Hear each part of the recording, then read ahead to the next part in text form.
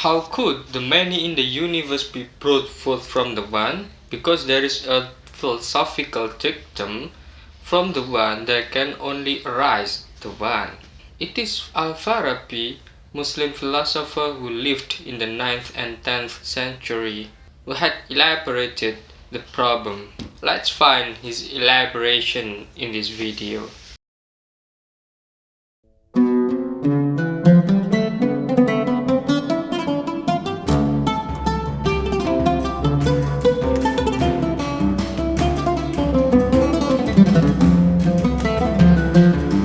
Abu Nasr Muhammad bin Tarkhan bin Uzalah al-Farabi was born at Wasij, not far from Farab in Transoxiana, in 872, around a year before Al-Kindi died in Baghdad. Only a few details on his life are known.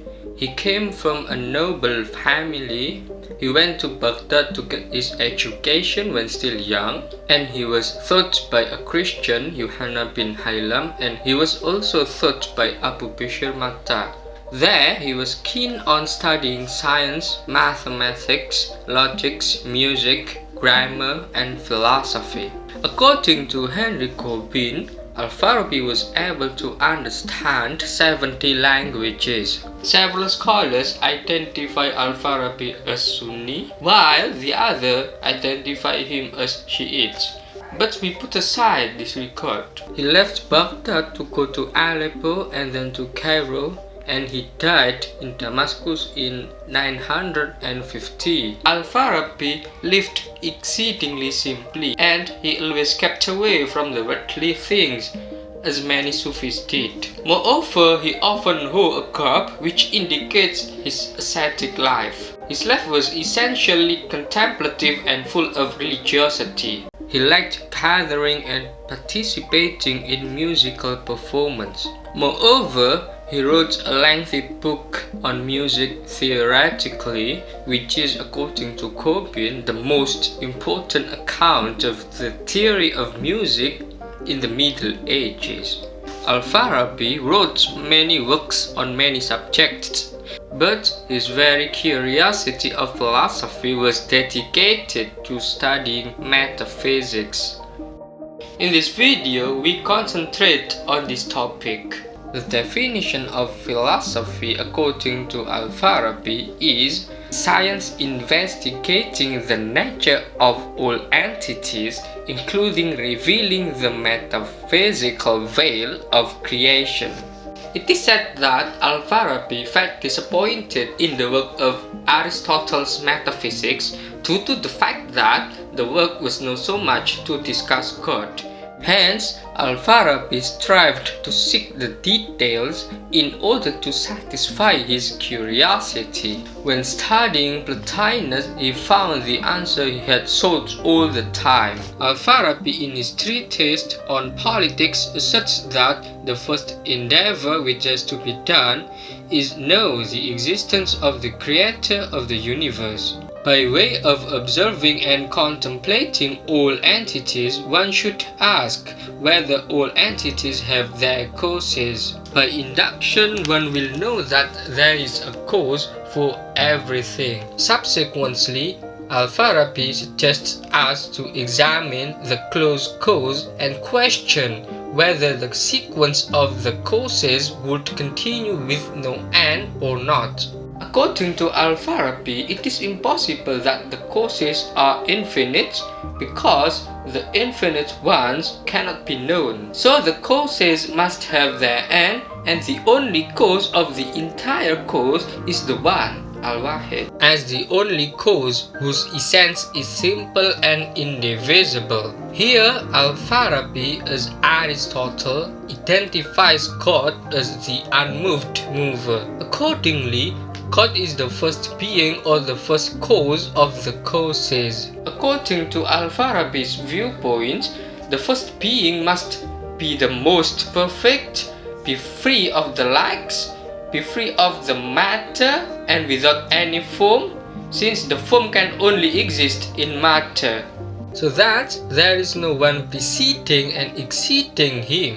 The first being is eternal, does not have privation, contingency, and potentiality. He is the one that is independent, so that it is impossible for anything to ally with him. As the immaterial one, he is like the intellect that is always thinking of.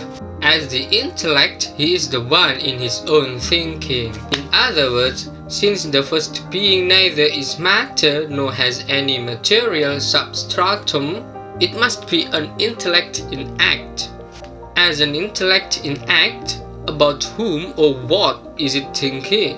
Al-Farabi answers, what it is thinking of is itself. Actually, by the same time, at once, the first being is the act, the subject, and the object of its own intellection, or thought-thinking thought.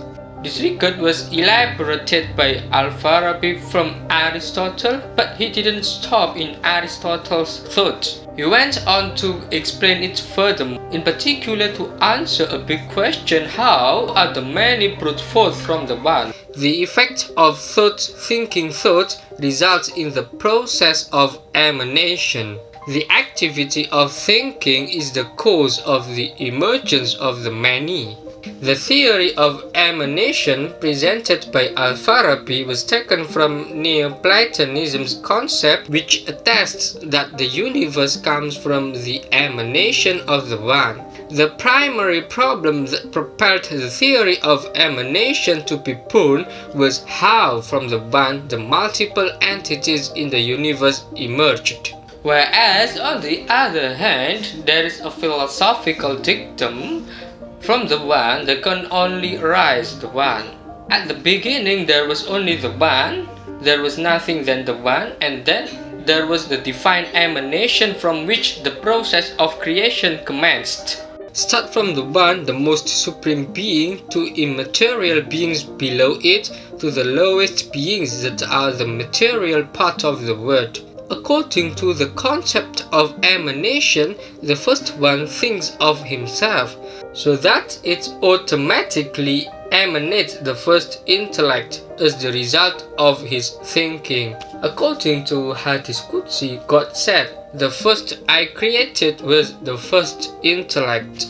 In turn, the first intellect, as the second being that is incorporeal and immaterial, apprehends the first one, and it gives rise to the second intellect, while when apprehending itself, the first intellect gives rise to the first heaven.